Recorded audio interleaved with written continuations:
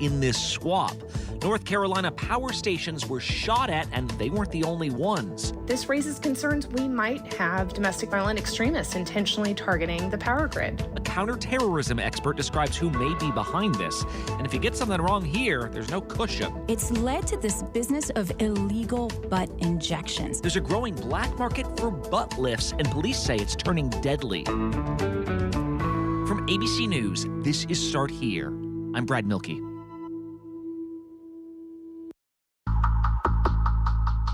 In recent years, this weird trend has evolved with Russia. The U.S. makes a high-profile bust on a Russian target. Might be an arrest, might be shutting down a building the U.S. thinks is used by Russian spies. Maybe the U.S. expels diplomats.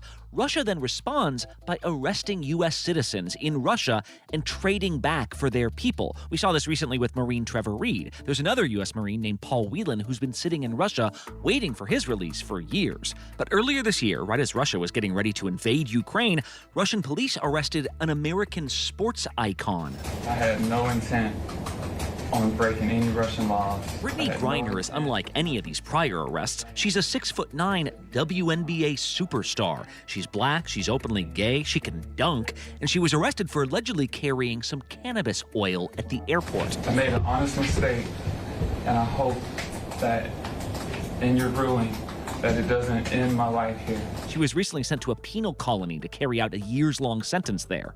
Well, yesterday, American and Russian officials announced Brittney Griner is coming home. This is a day we've worked toward for a long time. We never stopped pushing for her release. But once again, it's in exchange for someone way more notorious than her, and the whole process is raising some prickly questions. ABC's Patrick Reevell has been based in Moscow for years. He's followed these cases and all these arrests so closely. He joins us from London now. Patrick, were there signs that this was happening all so suddenly? Hey, Brad. Yeah, I think there were some signs that something was moving in the last few weeks, but ultimately, and this is the case with the other prisoner swaps that we've seen, it just suddenly happens very, very quickly. Do you know where I'm heading to? No. No? No. Вы летите домой. You fly back home. To the U.S. To the U.S. Да, конечно. And within a matter of hours, we know ultimately that we're hearing from the White House that this ultimately came together in about 48 hours. Negotiations are always difficult. There are never any guarantees. Which is, of course, incredible because these negotiations and this terrible saga has been going on for Brittney Griner for months and for Paul Whelan for years now.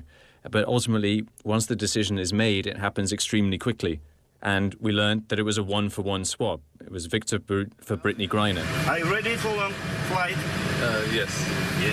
And then eventually, later on, we see the moment of the swap. We see from Russian television the moment that Brittney Griner and Victor Bout are walking across the tarmac in Abu Dhabi in the United Arab Emirates and are walking to members of both countries' security forces who are waiting there to meet them. Victor Bout shakes hands and embraces the two Russian officers who are waiting for him there. Brittney Griner seems to look at him, and then she is met by officials on the tarmac. And then that's it. They're on the planes, and they are headed home. And today is just a happy day for me and my family, so I'm going to smile right now. Brittney Griner is home after months and months held in grim conditions in Russia. And for Victor Bout, it's going home after 12 years held in the United States and with many more years on his sentence and wondering whether he would actually ever get home, I think. Yeah, what is the deal with this Victor Bout? Because this is a guy, he's not being held on marijuana charges. Like, he's a notorious arms trafficker, right? Yeah, no, Victor Bout is very much not being held on a misdemeanor. Victor Bout is arguably the most notorious arms dealer in the world. And frankly, when you speak to experts, when Victor Bout was active, he was the most notorious and, more importantly, the biggest arms trafficker in the world. He was running basically a fleet of Soviet-era cargo transports that were moving weapons all over the world, but particularly into Africa. And he could supply almost anything any warlord would want. That would range from huge amounts of ammunition and small arms right up to tanks and helicopters. And he is accused of fueling some of the bloodiest conflicts in Africa in the 1990s and early 2000s. He's accused of having the blood of tens of thousands of people probably on his hands from doing that. And that is why the United States spent so long trying to first disrupt his operations and then ultimately capture him. But, of course, that ultimately was a long time ago. He's been in prison for 12 years in the United States, and his value to Russian intelligence, the assumption is that it will have more or less expired at this point. You know, he's been in prison for so long that there is very little value that he could provide now. But still, he is a major, major criminal figure, and that was why it was such a difficult decision for the US to make in terms of this swap. I mean, we're seeing from the former DEA agents who arrested him, we're hearing from them that they are very angry that he is being traded. Well, that's the thing, Patrick, because Brittney Griner, like, I'm sure her family's thrilled. It's obviously kind of complicated for people like you spoke to there in the DEA, but we haven't gotten back all the detained Americans there, right? So I got to imagine people are wondering, where is Paul Whelan, the former Marine? Like, he was there longer than her, and I'm sure some people think first guy in should be the first guy out. Yeah, absolutely. You know, Paul Whelan has been there almost 4 years. And when I heard that the swap was taking place and that Brittney Griner was coming home, you know, my immediate second thought was, is Paul Whelan coming home? And when I learned that he wasn't, I have to admit it was pretty heartbreaking, because I've spoken at length to both Paul, but to his family as well. And I know how difficult it is for them. And this is actually not the first time, you know. He was already left behind in the last prisoner swap that freed Trevor Reed. Right. And so this is just a huge blow to his family. It's disappointing in that sense that we don't really have any clear way to get Paul home. I think his family released an extraordinary and very generous statement saying how happy they are, and I totally believe them, how happy they are that Brittney Griner is home, but also what a huge blow this is to them and to Paul, that he is not. And, you know, that they ask, how can you go on when, you know, for the second time, the US government hasn't been able to bring Paul Whelan home? What's the answer to that, Patrick? Like, why is that?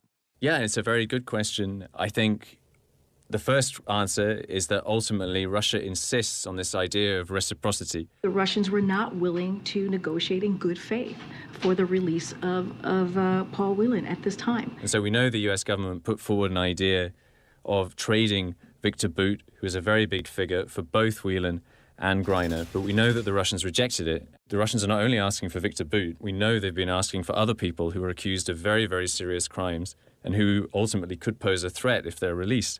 And so this is a very, very difficult thing for the US ultimately to do. They continue to insist on sham charges of espionage and are treating Paul's case differently. But I think equally, there's a very big question, why, if they were able to release Victor Bout now, if they were able to make that difficult decision, why weren't they able to do it, 2 years ago, when we know the Russians were hinting they wanted it for Paul Whelan, and would he already be home? And maybe, like, before you had to choose between Griner and Whelan, you could have just chosen Whelan. That's ultimately the very difficult question behind it. And is the answer in some way because Brittney Griner is so much more famous, and because of that there was so much more pressure on the Biden administration to do it, and also because it's such a big win ultimately for the Biden administration? Was that the reason why it was easier for them to make this trade now, even though, of course, ultimately Paul Whelan has been there longer and really urgently needs to be rescued from that? Yeah, and President Biden basically said out loud that Paul Whelan, a former Marine, somebody who's being held on what he would say are trumped-up espionage charges, that he's essentially got a different value as a hostage to Russia at this point. So right now you got this one-for-one swap. Patrick Revo, great reporting as always. Thanks a lot. Thanks, Brad. You remember that apparent attack on those power substations in North Carolina last week? The good news is the power there in that part of the state is back on.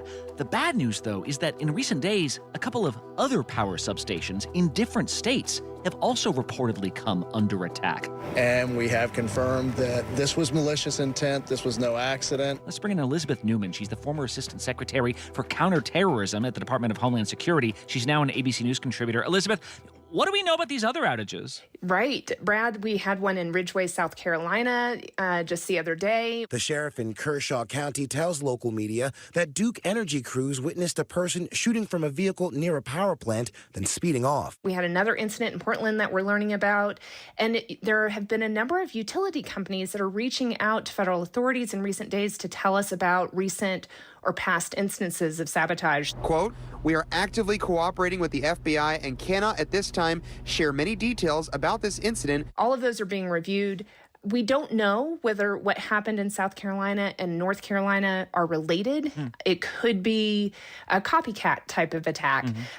But here we are 6 days after what happened in North Carolina, and at least publicly, law enforcement is not indicating that they know who they're looking for. Authorities are now offering a $75,000 reward for information leading to the arrest of the person or persons responsible for the attack. And that tells me we're dealing with some individuals that have some level of sophistication. More broadly, this raises concerns we might have domestic violent extremists intentionally targeting the power grid. Yeah, why that? I've heard this concern raised by a few people about sort of domestic terrorist, right-wing extremists. Why is the specific concern about that? So for decades, we've had the white power movement and militias view power and water as really important targets.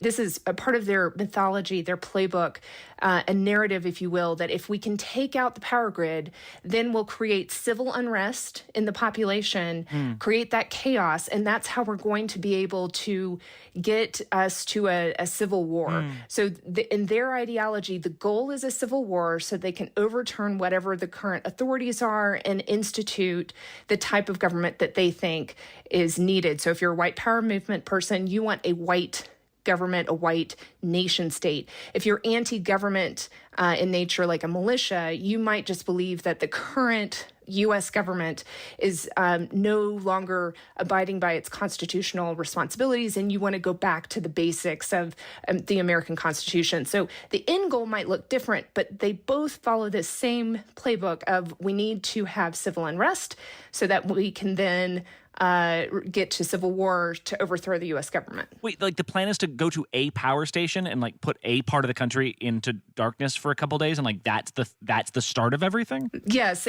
I'm not saying that they're super smart, but they might see this as the start of something. It's winter, right? Like it is rather a big deal to go without power for 5 days. Oh, right. People die if they don't have their medical equipment working, or if they are plunged into darkness and cold for days on end. So you can see that if this were to happen in more than one location, we may end up with society being very upset. And you can understand the concept of unrest, but yes, I do think it's a little far-fetched that that would be the thing that leads us to some form of civil war. So right. I'm not saying that their ideology makes sense, but that is kind of the theory behind it. And then lastly, just so I'm clear, like it could still be possible, right, that this is like in some of these places, like a drunk guy with a rifle one night, or like even like a foreign saboteur. I mean, how locked in are experts like yourself that like, oh, this is probably right-wing extremism? I will tell you that on Saturday night when the word came out about North Carolina, there were a number of us that had our eyebrows raised, but waiting to see more about the investigation. As time goes by, unless we haven't had those suspects named or, be on the lookout for us come out publicly, you do start to lean towards the more sophisticated actors, people with military backgrounds, or potentially, foreign adversary is definitely a possibility. However, when you see it happening in different parts of the country, militia networks do talk to each other online. The white power movement talks to each other online. Is it a copycat?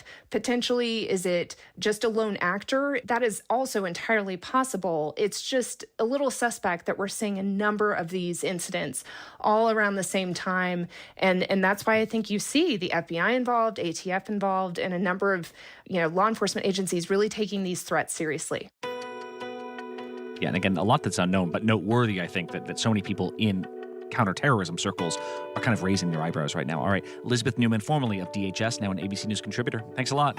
Thanks, Brad. Style goes through different iterations, evolutions in clothing. Same thing can happen, of course, with bodies. Tweezed eyebrows go out, full eyebrows come in, are man buns making a comeback?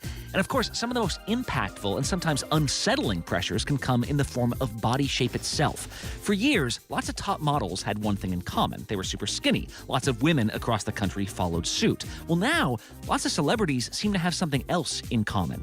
That's why when I said pink wig, thick, it was, that's a iconic Nicki Minaj line, because that's what she wears. over the last several years, an entire industry has sprung up around creating a certain body shape. There's regulation around that industry, and like many regulated industries, this one has given rise to a black market economy. Let's go to Aude Swachet. She's a producer with Impact by Nightline, which is now airing these really fascinating, in-depth shows exclusively on Hulu. And Aude, it can sound bizarre when you first hear it, like a black market for butts, and yet you discovered some really alarming things. Yeah, there seems to be this cultural fixation around the world and has really caught up so that now it's exactly what you're describing. It's models, it's people, celebrities.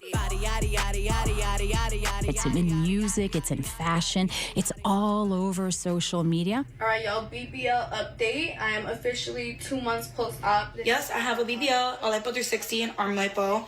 I got it in Miami. That's the Brazilian butt lift, but not everyone is qualified to get one. And by that, I mean you need to have the means to pay for the surgery. My BBL and my breast implants were $7,500. But you also need to have the extra fat on your body. I didn't have enough fat for my hips, so I did get taken out of the back of my thighs for an extra $1,000. The FDA says that you're not supposed to inject anything into your body unless it's your own fat.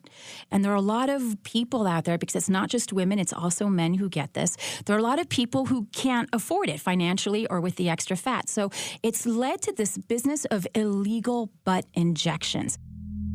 I was desperate to have a bigger, and then almost every girl was going to this lady that was getting the shots in Queens, and it's like, well, give me her number and hook me up. It's not a hospital or a clinic. It'll usually be like a med spa or a private home or a hotel room, and there will be an injector, and sometimes it's an injecting team, who will take a product and inject it into one's bottom. This is silicone that I removed from a previous patient. If this was medical grade silicone, which it is not, I'd venture to say this is probably $500,000. The environment is not sterile. A lot of times people do not know what they're being injected with. And the worst problem that it can lead to is that somebody on the table can actually die because the injector nicks a vein. Or it could be that down the line, it could be a few days later or weeks or months or up to 30 years later that complications will stem from the product that's been injected. Yeah, how does that usually play out? This is something that people talk about and feel comfortable talking about, but don't necessarily feel comfortable going on the record about. And one of the women who we met, Taryn Quinteri from Phoenix, Arizona, came forward and really shared her journey with us, putting a face to this issue. I never had anything extra, and I really, really, really always wanted a little cushion for the pushin'. She's this white woman who has always been skinny her whole life, so she didn't qualify for a BBL and had to turn to these injections. I heard about these injections from some friends of mine. I knew other people who had had them, and they had no issues. They absolutely loved them. And in 2017, she went and got injections in Vegas, where she met her injectors at a hotel.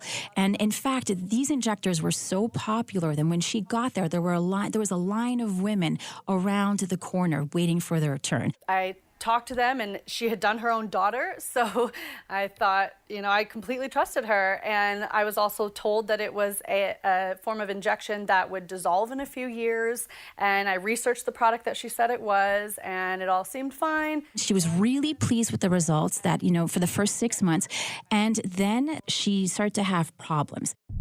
I knew it was the injections, and I knew something was wrong. It started off with a rash that would not go away. She saw a whole bunch of specialists.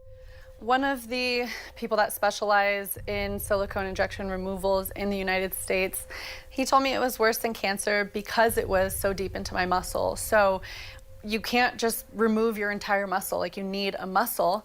And there's also a ton of nerves in your muscles. So in order to get all of these out, they would have to take my muscle out, dissect it, try to get everything out, piece it back together. I mean, it's just impossible. She was advised to get the product removed, and she decided to go to Colombia to get her product removed. Why Colombia? She says that the surgeons in Colombia do a better job, in her estimation, of removing as much product as possible, yet keeping a rounder, plumper silhouette. What?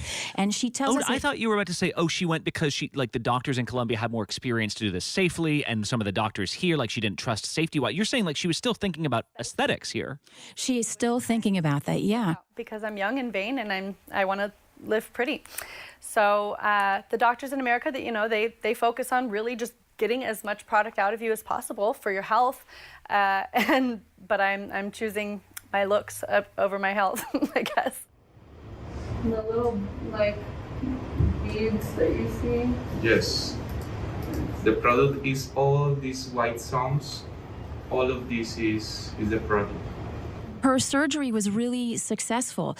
They got a lot of the product out, more than they expected to in a first round. However, she does need to have a second round because one of the other problems is that the product migrates.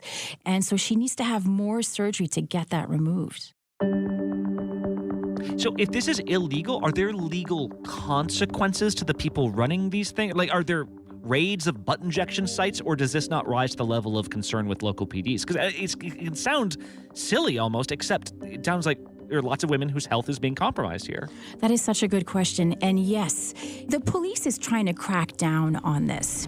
This is the victim after the procedure, with the scarring up there. We embedded with the LAPD as they investigated the case of a mother-daughter injecting team that they say caused the death of a woman who had seen them for another round of injections. According to our coroners, the product was injected into the bloodstream. Once that product, that silicone oil-based product, hits the bloodstream, it creates what the coroners identified as microembolisms. And once those microembolisms hit the bloodstream, the heart starts pounding, the vascular system constricts, and they multiply. And it was explained to me similar to shaking up a can of soda. As a result of this death, they were able to charge this mother-daughter duo with murder. They've pled not guilty and are currently out on bail. The bail was substantial. It was $2 million a person, and that's the standard bail for murder. And in my 26 years, I've never had a murder suspect bail out that soon without a bail reduction. And now the investigation continues as they look to see if there are even more victims who are out there. Well, and so when you've spoken to these women, because I think the basic question that comes up here is why? Why has this become so worth it? Why is this worth defining a big chunk of your life over? There doesn't seem to be one kind of stereotype as to who's interested in getting a procedure like this. It seems to be people from all different kinds of backgrounds who aspire to this because they want to look better. And even when people try to undo the injections, the doctors, the plastic surgeons will say it's impossible for them to remove 100% of the product. Living every day knowing that this product is still deep in my muscle is like living with a ticking time bomb. So Taryn got her surgery a little over a year ago, and her recovery, she says, has been amazing. But, she's making a decision to possibly not have children because of this product inside of her, because she may not live long enough to be able to take care of her children until they're adults. I had to tell my mom that, I might not be around to take care of her when she's older. I'm an only child, so I'm all she's got. And hopefully they come out with something and figure out a way to remove it from the muscle. And I try to stay hopeful of that, but I also have to live every day like it's my last and just really, make the best out of life right now. But she's doing this to help other people out there to get the message out. Think twice about doing this. It may not be worth it. Okay, that is Ode Swashay from Impact by Nightline. You can catch the full episode on Hulu. New episodes drop on Thursdays. Thanks so much, Ode. Thank you. And one last thing. It's uncomfortable to cross a picket line. That's the whole point. But yesterday, when a picket line formed outside one of the world's most venerable newspapers, it serves to show that in our strength, there is will. What was happening on the sidewalk wasn't the point at all. You might have heard about this. The New York Times has a largely unionized staff, and yesterday those staffers went on a 24-hour strike. The company had to rely on non-union staffers and lots of foreign reporters to put out this morning's paper. But in their appeals to readers, these union workers were not just talking about the newspaper. Of the Times' 9 million subscribers, 8 million of those are digital only. There's no ink on their fingers, only a keyboard. So what emerged here was a distinctly 21st century labor conundrum. How do you create a digital picket line? Do not do today's Wordle. Do not listen to the Daily. Do not reference a New York Times recipe. Writers began asking supporters to not only boycott the Times website, but to avoid even clicking on that Twitter link with a Times article. Don't click on the first Google result you see if that result is NYT. Usually I would use my New York Times subscription. I have a subscription, but I'm foregoing that. Not only that, but the Times gets a ton of revenue from non-news ventures. Workers said if you really want to support them, use a cookbook instead of the Times cooking site that day. And perhaps the biggest ask of all, break your Wordle streak. And I've got a 5-letter word for you. Union. Thanks for your support today if you're not playing. This is a key part of how labor and management discuss modern negotiations, by the way. When a huge corporation has several revenue streams, should a big investment in online games affect the news staff? The union says the Times is hogging huge profits for shareholders. The paper says it's being more than fair. Unlike a lot of companies, it still has a pension program. What happens next could all depend on how successful yesterday's firewall became. Start Here is produced by Kelly Therese, Jen Newman, Brenda Salinas Baker, Madeline Wood, Vika Aronson, Iru Ekpanobi, Cameron Chertavian, and Tara Gimbel. Ariel Chester is our social media producer. Josh Cohan is director of podcast programming. I'm our managing editor. Liz Alessi is the head of ABC Audio. Thanks to Lakia Brown, John Newman, and our intern, Nania McLean. Special thanks this week to Chris Berry, Candace Smith, Mike Dubusky, Chris Howell, Andrew Evans, Jonah Haskell, Kevin Ryder, Tracy Wolf, Stephanie Ebbs, and India Brewer. I'm Brad Milkey. See you next week.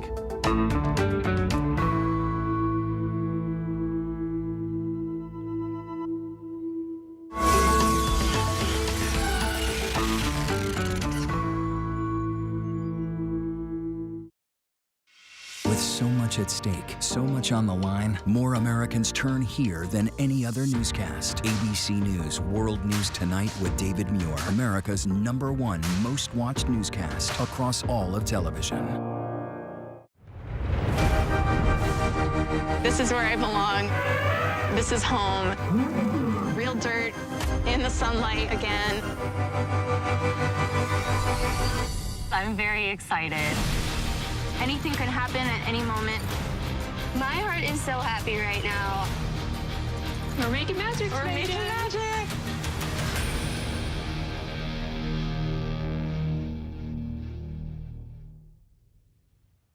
All across the globe, the world will be celebrating the new year, and you can see it as it happens live. The global celebrations. See the new year as it comes in live. Streaming all day and night on ABC News Live. You never know what you're going to get on this show. That's all I'm going to tell you. Yes, Whoopi! Is this mic on? Can you hear me out there? Behind the scenes is always a better show. Absolutely, absolutely. That's what people don't see during the commercial break. Right, they don't. What happened? I had no idea really what I was getting myself into. That day that we walked out, I treasure that day. I couldn't sit there. You're doing good, Joy. You're doing good. Oh, yeah, baby. It was crazy. Behind the Table. Listen wherever you get your podcasts. This is ABC News Live Prime. Thanks so much for streaming with us. Live reporting, breaking news, exclusives, award-winning, powerful, eye-opening. ABC News Live Prime with Lindsay Davis, streaming weeknights. So, what's good to read? And we mean really good to read right now. Well, that's where Charlie and Kate Gibson can help. Join us for the new podcast series. It is called The Bookcase with Kate and Charlie. We will make sure you love what you read. Listen wherever you get your podcasts. What don't you know about Avatar, the Way of Water is mind-blowing. Spectacular, scrumptious, and magnificent. You don't know what to expect. unlike anything you've ever seen. Tuesday night, The Secrets. What will audiences see in this film that they've never seen in a movie before? Behind the scenes. Incredible. And from Titanic to Avatar, a reunion 25 years in the making. It was just amazing. Avatar, The Deep Dive. Tuesday at 10/9 Central on ABC. Right now on America This Morning, heading home, Brittney Griner making the long journey back to the U.S. after spending nearly 11 months in a Russian prison. New video of the pro basketball player before her release, the prisoner exchange on the tarmac, and Griner smiling on the plane. Plus, who is Victor Bout, the Russian arms dealer handed over for Griner, convicted of conspiring to kill Americans? The backlash from some lawmakers over his release.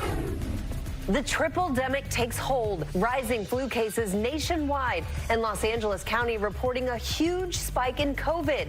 Plus, where doctors are now working